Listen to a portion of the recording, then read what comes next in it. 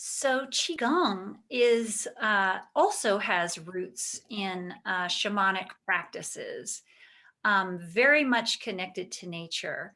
So my feeling about the Qigong is people looked at the river and they said, how do I move like a river to learn the wisdom of the river, what the river has to teach us, and to learn the qualities of water, the qualities of flow, the qualities of moving around something or over something, or taking all the time it needs to move obstacles.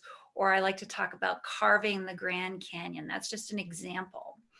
Um, there are Qigong forms. The Qigong forms correspond to 5 elements in Chinese medicine: water, wood, fire, earth, and metal. And each of those have different psychospiritual understandings. They're archetypes. And archetypes are the language of the psyche. So we understand this sort of larger than life personality that has all these expressions. And then we're doing a Qigong form that is connected to that archetype. And we're actually moving energy in our bodies in a very slow meditative movement that awakens that kind of energy, that shifts and moves that kind of energy, and also heightens our sensitivity to energy in general, as well as to ourselves. So I'm just going to pause there and let that in for a moment.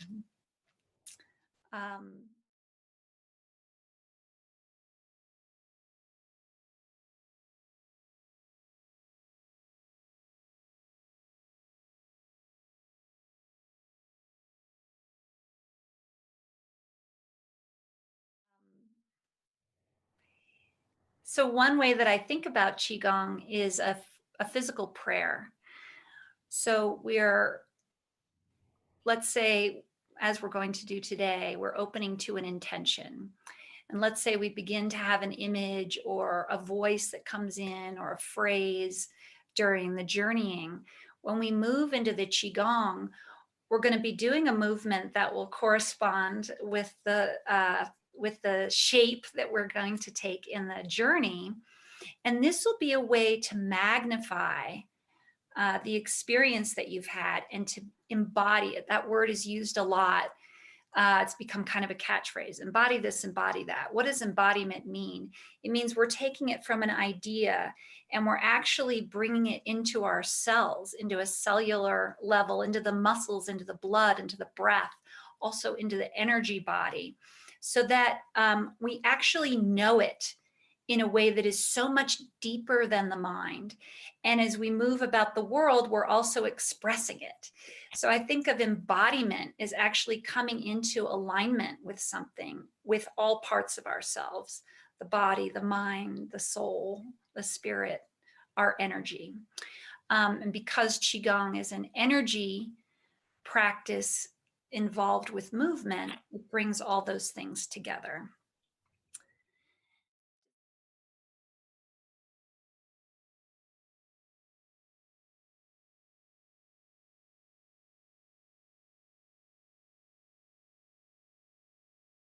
Good.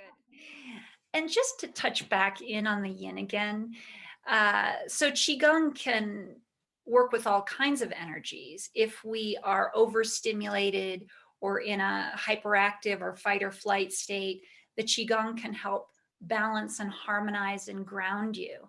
If you're in kind of a sunk and depressed state, or you don't have a lot of energy, then Qigong can enliven your energy. And so it can be yin and yang.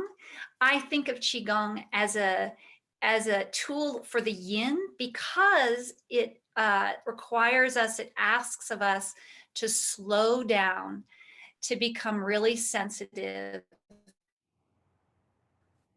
listen deeply, and to really notice subtlety. So all of those things are qualities of the yin.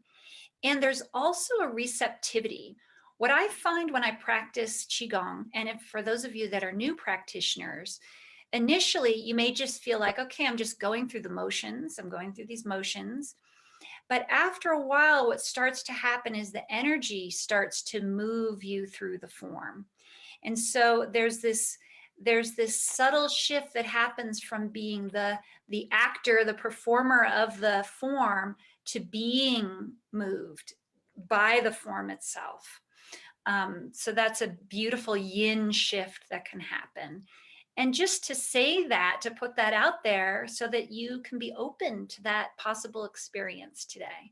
You may begin from a real place of the mind and from going through sort of I'm not going to be very technique oriented in what we're doing, but we'll be going through a particular set of movements.